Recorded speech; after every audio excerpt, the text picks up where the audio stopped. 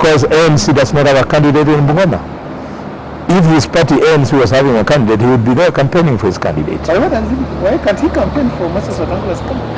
How can he come and campaign against the candidate of his boss? Mudavadi is an employee of the President of the Republic of Kenya. He was appointed, vetted.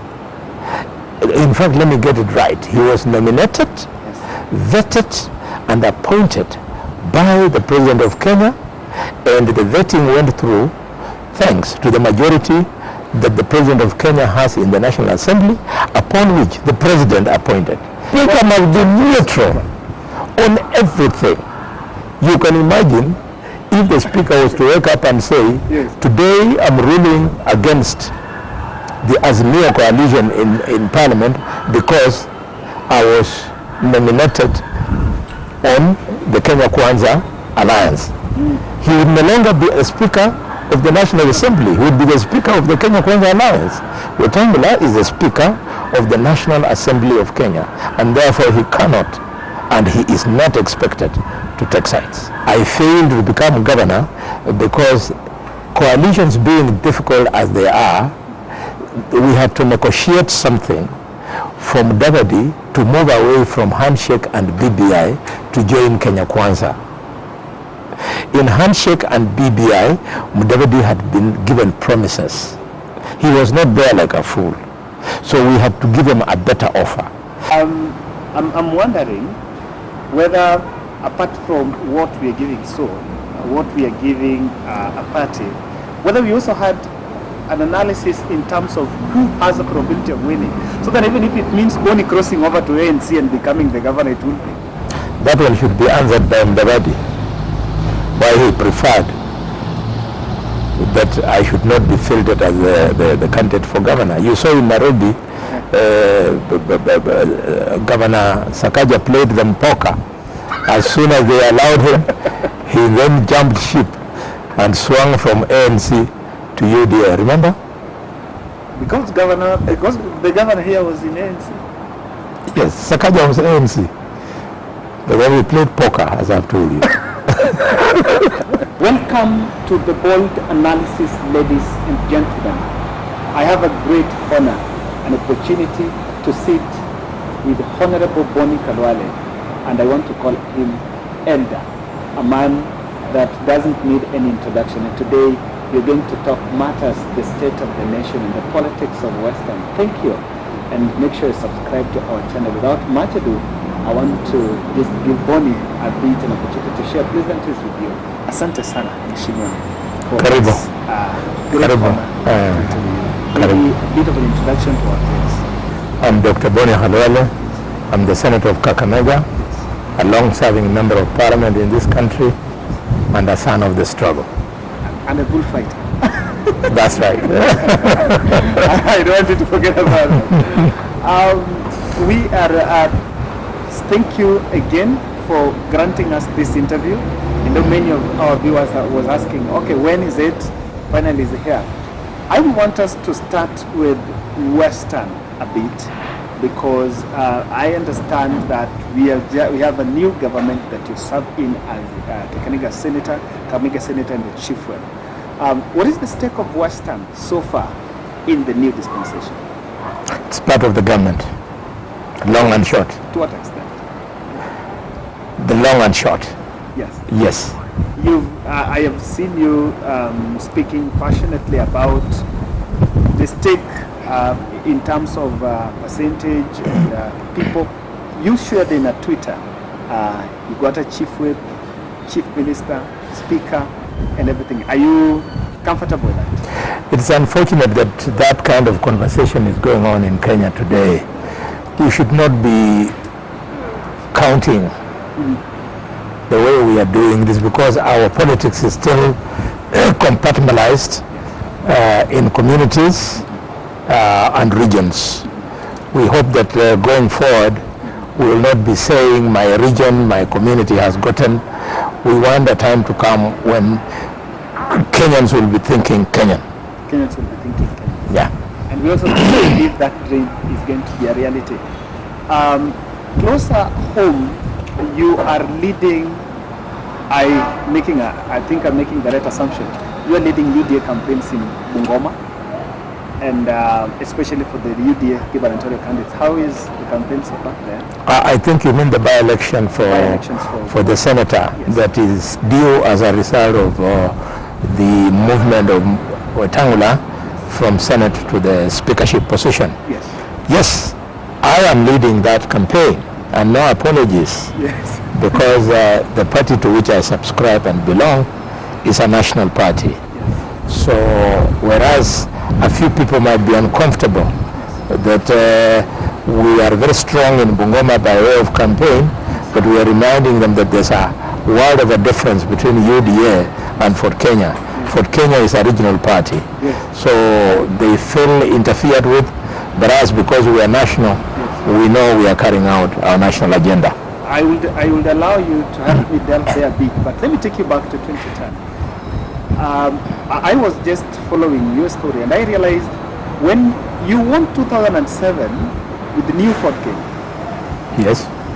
And in the by-election, that after your election was thrown out, in the by-election you again won the new Ford Kenya, winning against ODM candidate. Yes. Is it the same party with this one for Wetangula? No.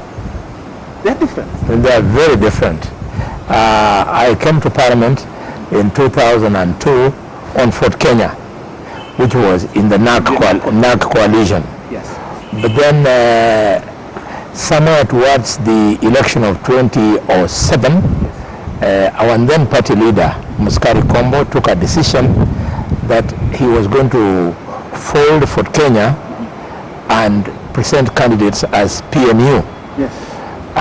Because I did not subscribe to that kind of thinking, I broke out, and the Register of Political Parties could not allow me to break away with Ford Kenya. Yes. Instead, I was allowed to form an offshoot, and that is how I formed New Ford Kenya, and we are glad that as a result of that particular move, we were able to win elections for councillors and MPs, and in fact, Ford Kenya had a minister, Soita Shtanda, former Minister for Housing, the late, and myself then became Assistant Minister for East African Community on the coalition side of Mwai Kibaki. Yeah. I needed to make that clarification. Yes. Does the party still, is it still there, the new Ford Kenya? I think the big statement from your question is that I am my own man. Yes. And that is why, despite the strength of ODM in 2007, yes, when Raila was at the peak, yes, of his political strength and persuasion, yes, I was able to easily defeat him. yes. Not once, In the but by-election twice. In the real election in 07, Yes. and when the result was overturned, because I was accused of a litany of things, yes, and then I went and won the election again as on New Ford Kenya. But when later on, when we went into the election of 2013, yes, this is how New Ford Kenya disappeared. Mudavadi then persuaded us that because he wanted us to be in one party, UDF, we abandoned Ford Kenya and joined UDF, which is exactly what we did. And while on UDF, I still won my seat. That time I was running as Senator of Kakamega. So I always win my elections. It is not the party that wins for me. In 2013, you were outstanding with Mukisa Kitui, Yes. to back Mudavadi's Yes. presidential bid. Yes. And there was a conversation by then about Mulembe Nation. Yeah? Yes. And on that, you guys, I think you did a good job. Yes. Yes. Now you're in Bungoma, and we are seeing split between you, the UDA wing, which you led the campaign with Moses Wetangula, who is also having a senator candidate. Don't you think that Bungoma by election may hurt Mulembe unity? Not really, unless hurting means something else. If exercising the freedom of choice and freedom of association can be defined as hurting, then you want to change our constitution. Our constitution gives people the freedom of choice, who to associate with, And when we go to the by-election in Bungoma, that's precisely what we are doing. We are allowing the voters to choose between associating with Ford Kenya and UDA. I happen to be in UDA as a founder member and a ranking member for that matter. Yes. So we are happily pushing our agenda, and we are comfortable, we are confident that we are going to win the election through Honorable Mwambu Mabonga. What's your say to people who believe Wetangula is also a founder member of Kenya Kwanza, and that seat was a Ford Kenya seat because he won it initially. What do you say to people who think that maybe Wetangula should have his way? They are entitled to their own opinion.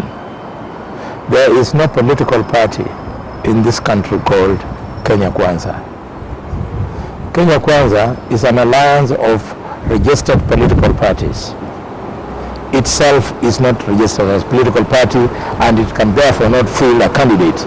If Wetangula's candidate was being fielded as a Kenya Kwanza candidate, if Kenya Kwanza was a party, then I would be contravening the provisions of the registrar, not the registrar, the provisions of the Political Parties Act.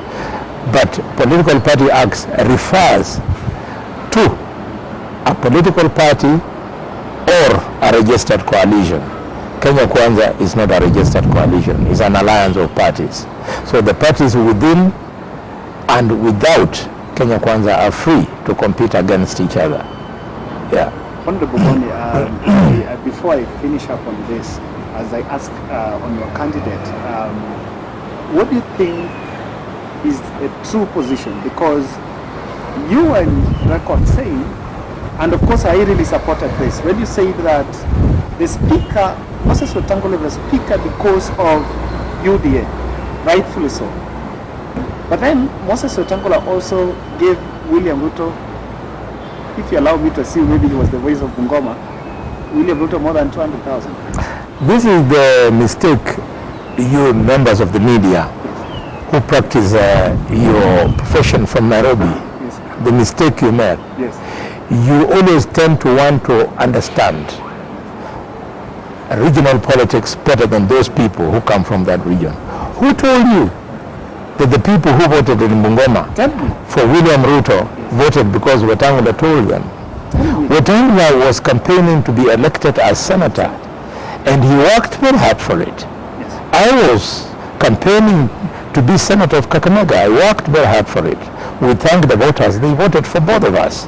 However, President William Ruto worked very hard to get votes as the President of the Republic of Kenya. He did not get those votes courtesy of my campaigning for myself as senator and courtesy of Wetangula. No scientific study has been done to prove that what I told the people in Kakamega is what caused them to vote for Ruto. Probably they would have still voted for him anyway, even if I had not told them. So this is, shall I say, crystal ball guessing. The pragmatic thing to say is that by associating with the Deputy President, then, and now the President, Wetangula softened the ground because they were working in tandem. Their messages were in harmony and they were resonating with the people. As to who lifted the other is for anybody to guess. Yes. Yeah. Why is Mudavadi not in this context? Because ANC does not have a candidate in Bungoma. If his party ANC was having a candidate, he would be there campaigning for his candidate. Why can't he campaign for Moses Wetangula's candidate? How can he come and campaign against the candidate of his boss? Mudavadi is an employee of the President of the Republic of Kenya. He was appointed, vetted, in fact, let me get it right. He was nominated, vetted, and appointed by the President of Kenya, and the vetting went through thanks to the majority that the President of Kenya has in the National Assembly, upon which the President appointed. So he is an employee of the President. How would your employee... Can you, but it's the truth. If you don't want to hear the truth, why did you call me? And therefore, if if the employee goes against the employer, yes, the consequences are obvious. So Mudavadi is doing the right thing. In fact, we are persuading Wetangula to smell the coffee. And the coffee is as follows, that having been nominated, vetted, and appointed by the president and the president's team, the gentleman's thing for him to do is to show gratitude by pulling his candidate out of the race, because it is a conflict of interest and a contradiction of sorts. But then what happens to Ford Kenya on that? Ford Kenya is free to field candidates. Ford Kenya is free to campaign. The person who is sending the wrong message, the person who is encountering conflict of interest is the speaker. Because if there was no risk of conflict of interest, he would still be today the party leader of Ford Kenya. But he relinquished that position because it was no longer tenable for him to be party leader of Ford Kenya and be speaker of the Republic of Kenya. The speaker of the Republic of Kenya cannot belong to any political party because he serves all political parties that are represented in Parliament. I know what I'm talking about. Yes, you serve. Yes. You've been to Parliament. Yes. On neutrality. Yes. I think you the say speaker must be neutral on everything. You can imagine if the speaker was to wake up and say, yes, today I'm ruling against the Azimio coalition in Parliament because I was nominated on the Kenya Kwanza alliance. He would no longer be a speaker of the National Assembly. He would be the speaker of the Kenya Kwanza alliance. Wetangula is the speaker of the National Assembly of Kenya, and therefore he cannot and he is not expected to take sides. Are you feeling threat from Azimio on ground? You've been to ground, and by the way, I'm going to ground also next week. The competition in Bungoma, the way I'm seeing it, is starting to shape up. Yes. And the most active people have been UDA and Ford Kenya. Is when DAP, ODM has no candidate in Bungoma, yes, is when DAP is starting to come on the ground. So probably towards the end of the week, it will become clear whether the race will be a two-horse race between UDA and Ford Kenya, or UDA and DAP, or DAP and Ford Kenya. Wow. Yeah. Very good place to rest it there. Yeah. I want to also look with your mind in this. You work as a chief whip in the Senate. Yes.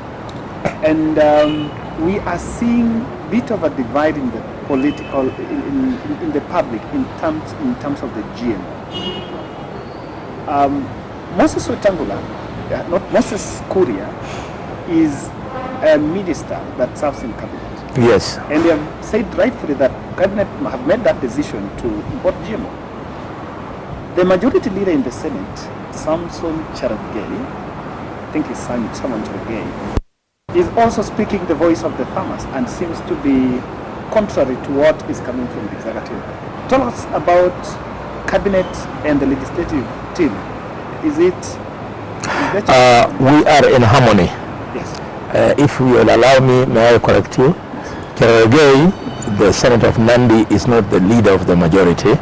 He's the Senator of Nandi. Yes. The leader of the majority is the Senator of Kericho, Yes. Aaron Cheruiyot. However, whether he's leader of majority or not, he still is entitled to an opinion. Yes. What people are reading in Cherargei's statement is totally wrong and misplaced. Cherargei is pushing for the case of a market for the maize of the farmers from his region, Yes. which is as it should be. Cherargei would only be contradicting the decision of the cabinet if he was saying that importing GMO maize is a threat to the health of the consumers. All he's saying that the GMO maize is welcome on condition that it does not crash the market economy for maize.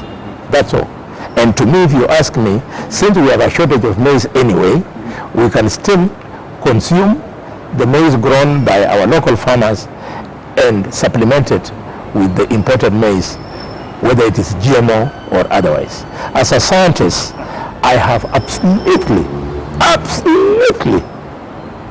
nothing to apologize for supporting GMO. These conspiracy theories are always there. I've never understood about some of our politicians and some of our professionals. Serious political and professional dishonesty. What do I mean? The other day you saw when we were trying to vaccinate people against COVID-19, there were all manner of conspiracy theories, and I was asking people, really, if the white man wanted to wipe us out as black people, would he not take advantage not just of the COVID-19 vaccine, but also of the polio vaccine, tuberculosis, diphtheria, tetanus, measles? All those products come from Europe. So if they want to kill us, they wouldn't have to wait to kill us through the corona vaccine. The point I'm making is we have to give science a chance. And our scientists, including Kenyan scientists, me being one of them, we are saying that engineering of seeds, engineering of genes is an innovative way of making sure that productivity is improved. It doesn't mean poison. And don't you forget that the cabinet decision was also informed by an advisory from scientists of Kenya. Now, I want you to help me just get back to Cherarge's point. Cherarge is saying that when farmers, they are now harvesting, and their harvest now, they used the fertilizer when it was at some, I think, 7,000 shillings per bag. Yes. And his worry is that when we import now maize, it's going to affect the price. Because now we shall, it's just playing with the supply-demand curve. Because we shall have more, probably it's going to alter the prices here. I think his worry is on the price of the harvest that we're now having. So, from where you said, because you are a legislature, you are in Parliament, you are in Senate, how are we going to make sure that we also take the interest of the farmer? There are 2 points. Yes. The first point is the law of supply and demand. Yes. Which is it is dictated purely by the market forces. Yes. The second point is responsibility of government. Yes. Our government is responsible, and therefore we are going to make sure that farmers sell their maize to the National Cereals and Produce Board. We already have a principle which has been approved by cabinet. It is called the minimal returns. Yes. So that a farmer producing is expected to be paid by the National Cereals and Produce Board at a minimum price that allows him to break even so that he doesn't lose. So I think that is what Cherarge. But does it look well for the senator to speak contrary to what is in the cabinet, even though he is within his right to say it? Does it look well for the harmony or the image of government?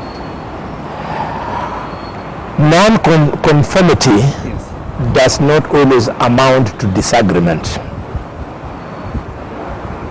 Those who want Senator Cherarge to be conformist are pretending that when he is not conformist, he is in disagreement.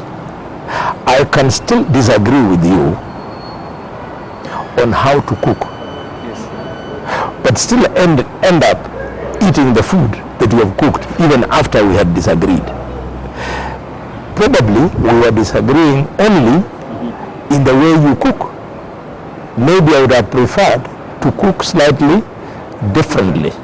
So, as far as I'm concerned, Senator Cherarge is doing his work, i.e. to protect the interests of his voters. That's why he represents them. So once he comes and finds that the government is responsible and cabinet has a policy called guaranteed minimum returns, guaranteed minimum returns, he will sit back pity and say, okay, since it is guaranteed minimum return, it means no single farmer in my area will lose. He will be paid at a price that will make him break even. And then number two, the government will be happy that even as they pay off those farmers at a guaranteed minimum return, there is no shortage of food in the country generally. It is already agreed that we are not able to produce enough food to feed ourselves. And in fact, I wanted to bring your thought on that. We produce between 40 to 50 million bags, which we normally have a deficit. From what Waziri is saying we are going to import 10 million.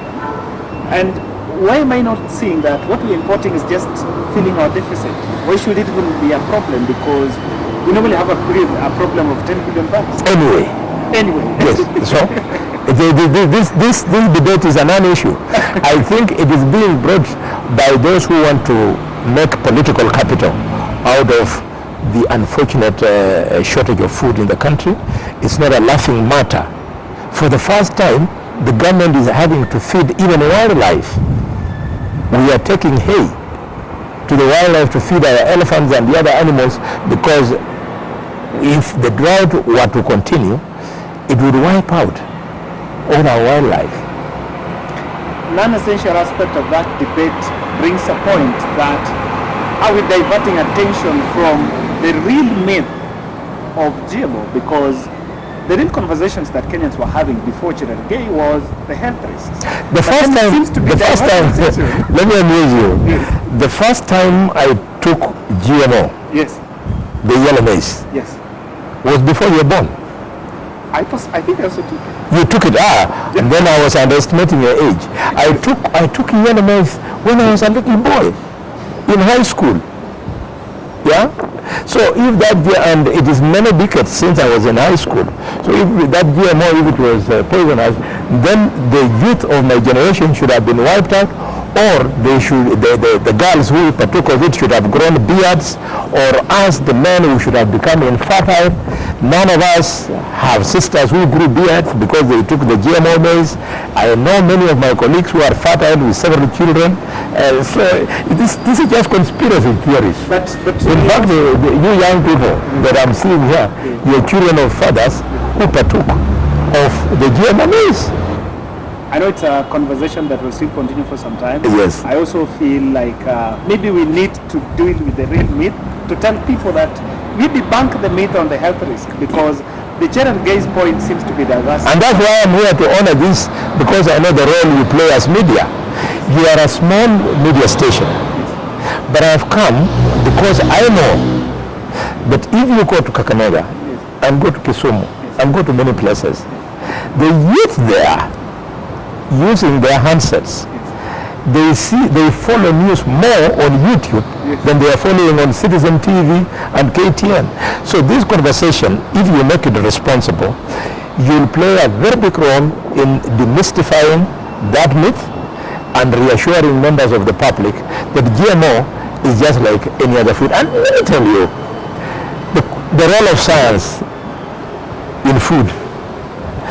The people who will take beef today should know that the beef that we eat, in some of the instances, are processed from high-grade animals that grow faster, that grow bigger, the beef cattle. The milk we take is from high-grade animals that produce more milk, that are able to calve down on shorter periods. Why? Because of scientific modification. That's why they are called hybrids. Yes, it's because of the additional effort of science. And things have changed. It would be irresponsible of anybody with my background to fight GMO.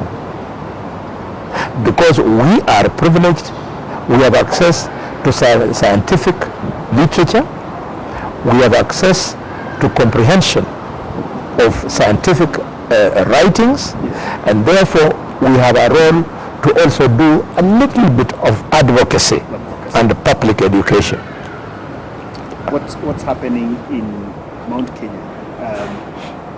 there it seems to have been symbolized as a marriage or a wedding, but I think that's not it.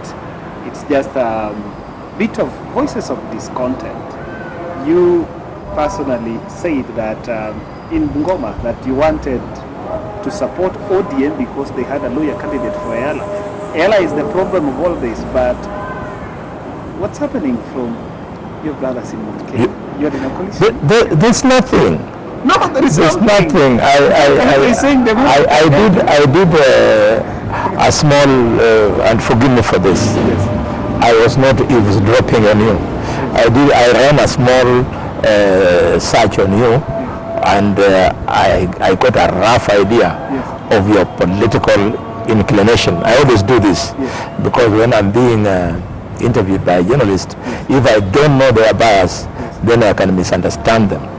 So I understand you very well when you start imagining and saying that there's a problem in Mount Kenya. I'm not saying there is a problem. I just said what's going on. Can I finish?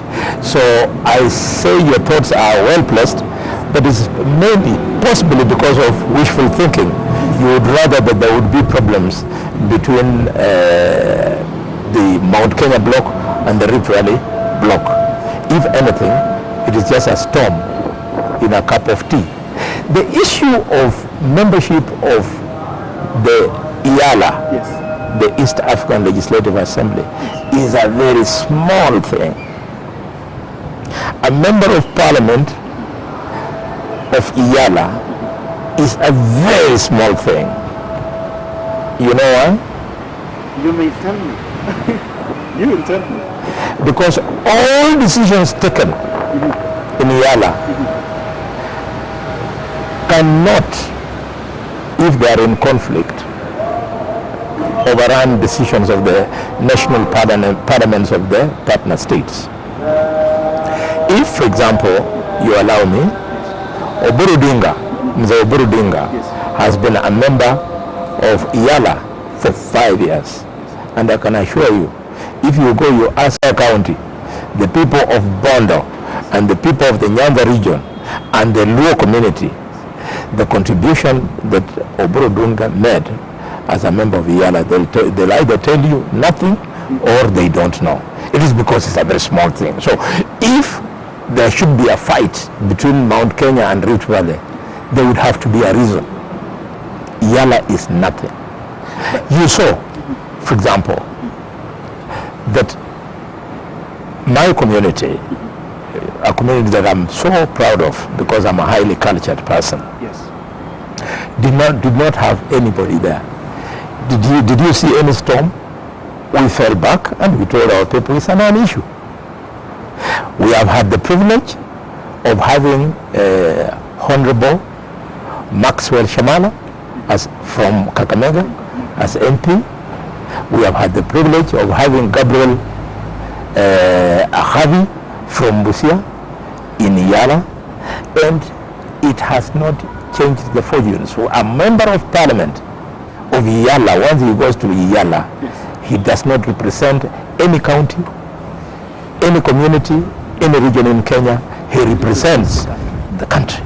So it's a non-issue. But I know it's a non-issue, and Deputy President Rigathi Gachagua had to come out to make a very strong position on it, even though you are denying that it was a small thing. But the fact that a governor would come out and make that statement in public. Deputy President? Deputy President was in a graduation and said that he had to give a position on the same. And that there is no problem and this marriage is intact. But that's what I was saying. But you are declaring that there was not a problem. You would have come to... No, you were saying sometimes it's also good for us to respect people when they're speaking to us. What the Deputy President said, and I recall, is that there was no problem in the UDA fraternity because the matter of EALA was a non-issue. Nilisikia jana umesema mambo ya harusi. Ninataka kukosoa kidogo. Hii harusi yetu iko sawa. This marriage between the president, ourselves and the rest of Kenyans was as a result of a long courtship we quoted each other na tukapendana, tukaona tunaweza ishi pamoja. On the 9th of August, a grand wedding was held. And God gave blessings to that wedding. And the people of Kenya witnessed that wedding and agreed that it's a good wedding. Governor, that wedding is a permanent wedding until death do us apart. And I can tell you, the partners in this wedding are loving each other. The marriage has already been consummated. And the first child is on the way. And there will be more children. Beautiful ones and loving ones. And those children will be taken care of. They will go to school, get jobs, and later in the years to come, take care of their parents. Let the press not create a problem where there is none. Nimesoma magazeti leo, oh, there are cracks within Ruto's government. What cracks? Unajua hawa watu ya magazeti marafiki zetu walikuwa wanatulima. They are still in denial. They are looking for problems where they do not exist. What has happened? There was a small problem, Governor, and it shouldn't bother you. You know, William Ruto, our president, is a Democrat. There was a little issue uchaguzi ya bunge, which has nothing to do with the president or myself. Wabunge wanakosana hapa na kidogo, which is normal. But the president, being a Democrat, allowed them to do what they want. The matter has been sorted, elections have taken place, people have been elected, and we have moved on. I want to ask you there. Yes. Because It's a non-issue. I mean, if it was an issue, yes. I serve no one other than my conscience. You would have heard me raising the issues that why has this process been driven in such a manner that we have missed out. I did not do that because it was not an issue. Let me just take you to Parliament a bit. Yes, sir. We saw in Bungoma, Dan Wanyama is the chairman of, I think, the sports committee in the National Assembly. Yes. And I think he was on record saying that he's the only member of Parliament who is a chairman of committee. And at that moment, I just want to bring your thoughts a bit. Do you think the leadership of the House committees in the Parliament, is it also a big deal? The leadership of committees in Parliament is bigger than the membership to East African Community Legislative Assembly. And therefore, Dan Wanyama was perfectly in his place and right when he said as much. Indeed, he is the only member of Parliament from Western to be a chair of a committee. I just Because yes. budget making, functioning of Parliament, over 60% of the work of Parliament is done in committees. So if you are weak in the committee, you will be weak in Parliament. So because chairs of committees are the ones then who direct the agenda of a particular committee, then you are able to have more clout, more able to influence policy, more able to influence budget when you're chairman of a committee. Well, So that's why there is a big contestation. yes. Some people think people fight for it because of an allowance. No. The difference in sitting allowance between a chairman and a member of a committee is 2,000 shillings. In fact, 2,500. Between the chairman And the members say 2,500. The real reason is because of what I've said above, and not the money aspect. You are a custodian. In the Senate, you're the custodian of counties. I think you're the custodians of devolution. Yes. The counties are grappling with health. I think it was devolved, and there have been constant strikes by health practitioners, and of course, some of the hospitals are also having problems with the drugs. You spoke they also have a problem with the medical equipment they are releasing. You spoke in Kakamega about, is it conditional grants or unconditional grants? How can you what could be your prescription to help the counties in terms, especially dealing with health? This is so close to me. And rightfully so, because good health is the reason why the five of us are here today. Yes. And we thank God for this. The problem in the health sector is multifactorial, to the extent that we have got human resource problems that pertains to understaffing, that pertains to underpayment of the nurses, that pertains to poor working conditions as far as human resources is concerned. That requires administrative solutions. There's also a problem in the health sector purely because of misapplication and misunderstanding of devolution. Misapplication of funds, devolved funds, and misunderstanding and misinterpretation of devolution by governors. Many governors, and I respect them a lot, I hope they respect me also, they know that I'm stating a fact when I say many governors are more keen on serving the employment needs of a county than the development needs. To this extent, that governors, some of our counties have actually become employment bureaus. They are no longer centers for spurring development. And those ones who then do something about development, they make further misinterpretation by giving the infrastructural projects preference to service-based development. What do I mean? I mean, you'll find they invest less in early childhood education as is expected. They invest less in education by way of drugs procurement and by way of procuring professional services, to the extent that now when you go to a county, a governor wants to show you that I'm working because I have constructed that road there, or I have constructed that health center there. That is not really the big measure of development. If you go to health, the construction of a structure is not a measure of health. The construction, the measure of health will be measured by mortality rates, how many children die. That is the real measure. The real measure. But governors don't want to see it that way. They want to see a health center standing there. Some of them call those health centers their names.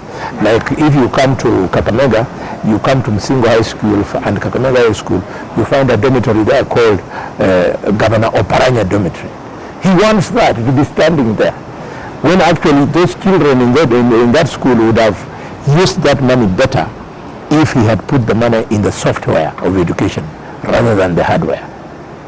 Rightfully so. Do you have any regrets for not becoming the governor of Kakamega in 2022? No, I don't have, because... You needed to be on the ticket for the governor because you are more senior.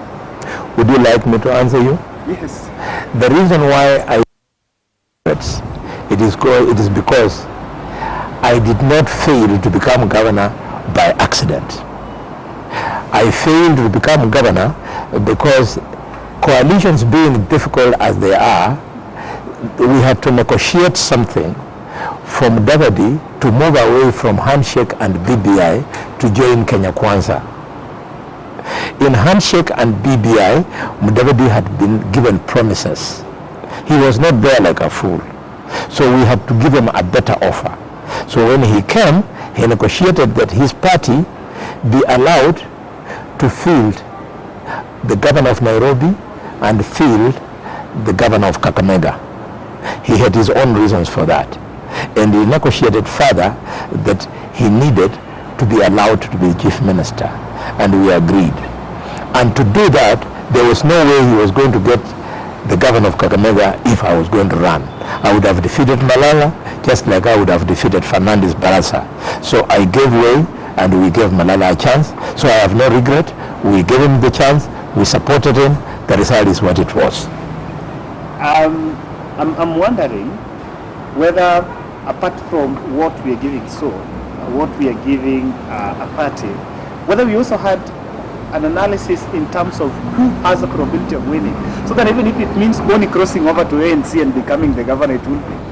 That one should be answered by Mudavadi, why he preferred that I should not be fielded as the candidate for governor. You saw in Nairobi,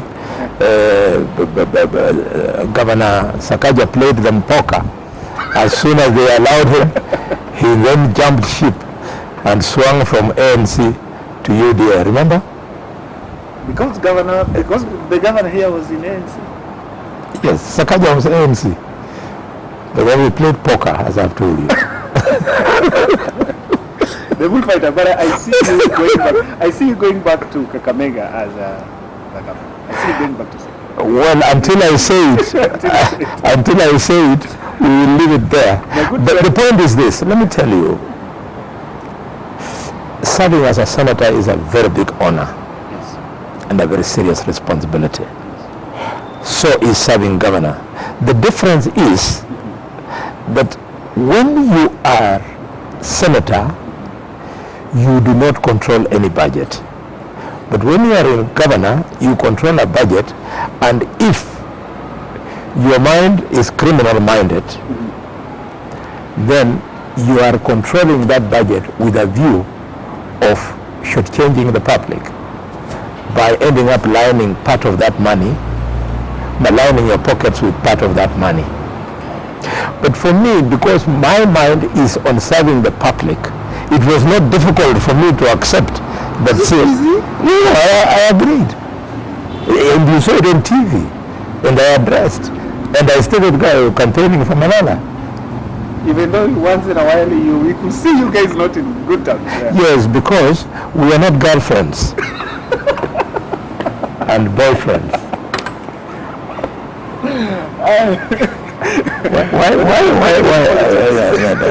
Why should I agree with you all the time? Disagreeing with people on some of the things doesn't mean you're enemies. It simply means you have different views. So when I don't have the same view with you on an issue, I'll tell you I disagree. When last did you speak with Raila? With Raila? When he last called me, let me try to recall. It's quite a while. It must be around 3 years ago. You spoke with Raila 3 years ago? Yeah, that's the last time we talked to each other. You wanted me to tell you the truth? I can even tell you the nature of the discussion. The nearest he came talking to me is this year, but instead he sent emissary as governor on ODM. We saw Bony Khalwale was very aggressive on matters of corruption. You remember in this country by passing a vote of no confidence against Finance Minister Amos Kimunya. You are in government, and me and you are in this country. We know that corruption recycles every year, every regime. Are we going to see your activism on corruption? I want to correct you.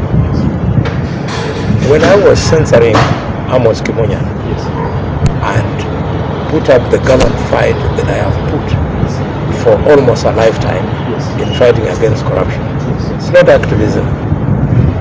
Activism cannot remove a minister of government. Yes? So I don't have to be an activist for me to fight corruption. All I require is to be a leader, to provide the same leadership I provided in Parliament to remove Kimunya. I intend to provide the same leadership as the chief whip of the majority, the chief whip of government, in helping the government to fight corruption. How do you do that? How do you provide that leadership? You provide the leadership by doing that which has been lacking for a very long time, i.e., we have weakened our institutions for fighting corruption. So as chief whip, I'm in a position to add value to the process of strengthening the institutions that fight corruption. We've seen cases getting dropped. Yes, those cases must be dropped. The cases must be dropped. You know why? Because in the beginning, those cases were initially not cases for fighting corruption. It was cases that were being used to weaponize the fight against corruption. So, because the so-called the deep state system wanted to untwist professionals, they were untwisting them to the extent that decisions were not being made professionally. You have seen police officers have sworn affidavits in court saying that I was pushed by the director of criminal investigations to prefer judges. It is not me saying, I'm reporting what a professional has said. Why would I doubt that police officer?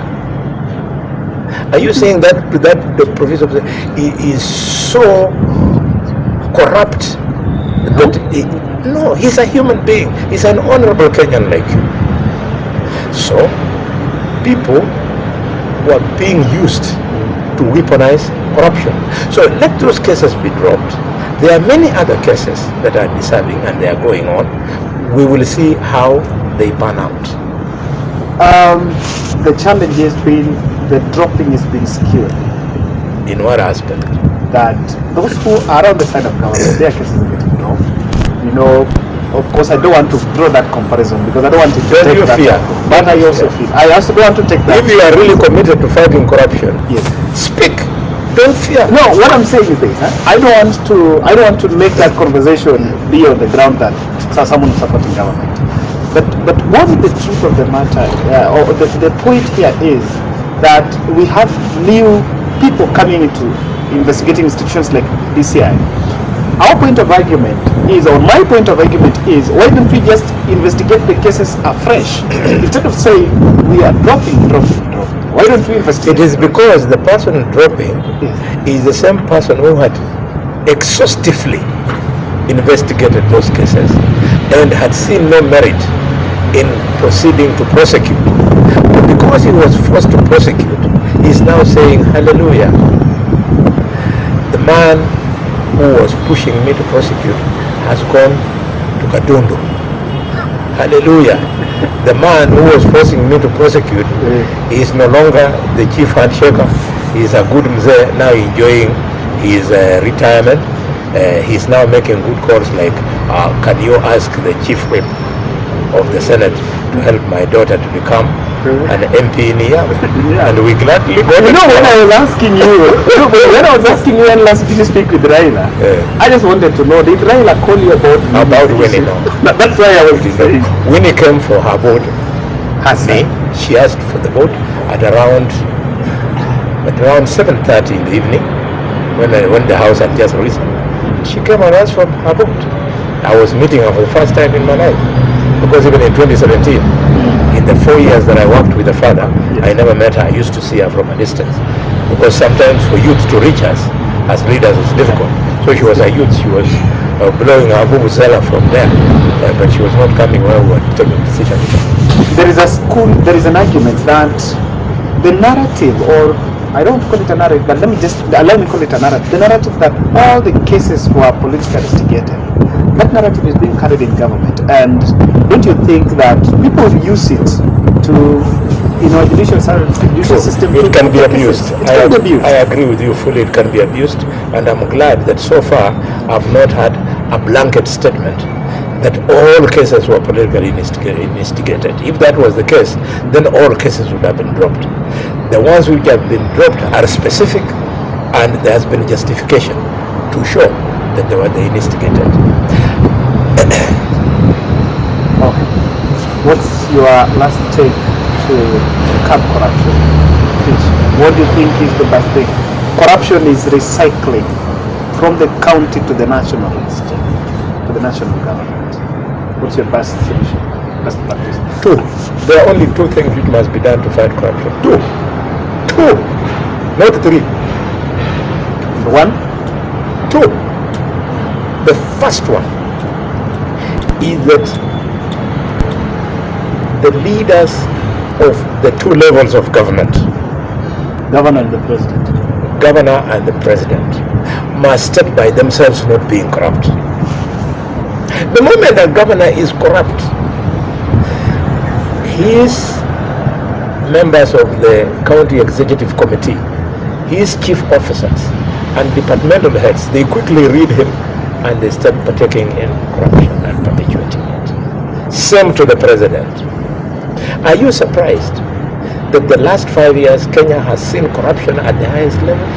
It is because the people I'm mentioning saw the president and his family members involved in the corruption that was in the mobile clinics, you remember? Yes. The corruption that was there at KEMSA and that created COVID-19.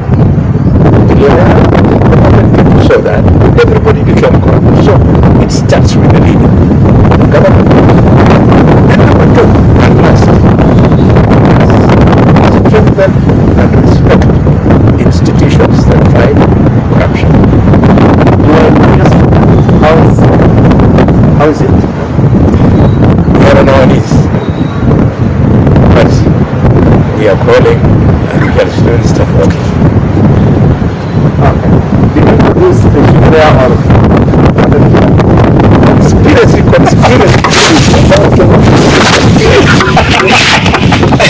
They should be it's me. What would they pay me for me to go and turn against the farmers and say the sugar which is being churned out is from their produce when it is from imported cane? I mean, not cane, but from imported sugar. Thank you very much.